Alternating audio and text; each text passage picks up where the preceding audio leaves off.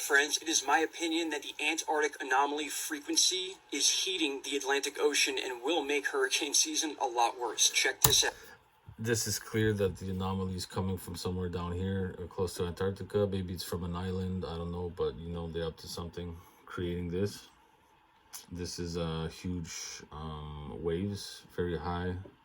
And of course, this is only a theory. All right, my friends, welcome back. We're on Vent to Sky, and look what's back. It is May 23rd, 2024, and we have the beginning of the Antarctic anomaly once again. This one goes for a few days before they... So that's the third time this happens.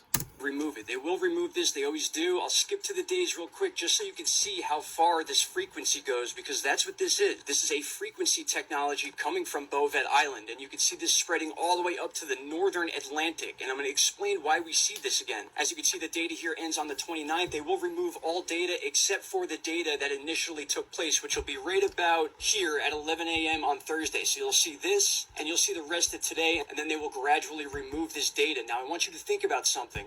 The insane amount of heat we've been having in the Gulf and the southeastern states. But my friends, what we are seeing here with this heating of the Atlantic Ocean, we are 3 months ahead of schedule. As you can see on this chart, this is where we should be in the month of August as far as the temperature in this section of the ocean, the exact path where our hurricanes come from the west coast of Africa, sweep down through the Cape Verde Islands, and then into the Caribbean. This is going to be a serious situation for the Caribbean, as I said, and also the Gulf. We're going to be dealing with Jamaica, Cuba, Haiti, Dominican Republic, Puerto Rico, all these areas, including the Gulf of Mexico and eastern Florida. That is why, in my opinion, of course, this is my theory about this situation, we are seeing this Antarctic anomaly because this is a type of frequency weapon. This program has no other way of determining this type of data, so it only puts it out in a wave format. That's why it's not showing up in any other setting, and sometimes we get this on windy and sometimes we don't. But this, my friends, is the program trying to analyze this data, and the only way it knows how to is to put it in this form, so we're seeing an energy pulse. That's why we had the insane weather all over Africa and then Brazil shortly after and during these anomalies. There is no denying that that weather lined up exactly with every time this anomaly popped up. You can see that here in this image. Every time the anomaly popped up on 4/9, we had insane weather in Cape Town, South Africa. It was then followed by insane weather in Kenya, and then Oman, and then Brazil, as we just discussed. So keep an eye out for significant weather in these areas or the continuing of significant weather. My friends, this is a very significant thing that's taking place down by Antarctica. Whether it's the island we've been speaking of, the weird antenna array up to the northwest of the island, or the Antarctic coast itself. Regardless, this is a frequency. There's nothing physical about this situation or wave. There's no waves being read because that's not what's actually here. It's only being read as waves because this program has no other way of analyzing this type of info and putting it out to us. So this is the extent that we get the anomaly this time, going all the way up into the North Atlantic Ocean. This is unbelievable, my friends. I'll keep up on this as always. Take care. Bye-bye.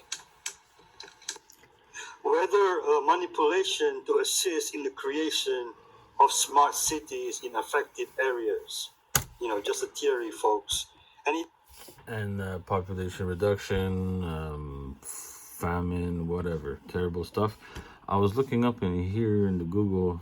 My friend showed me Wisconsin just put in a new law to ban like the chemtrails or the weather modification, but I can't find it on Google, and I'm not gonna waste my time looking for it. But yeah,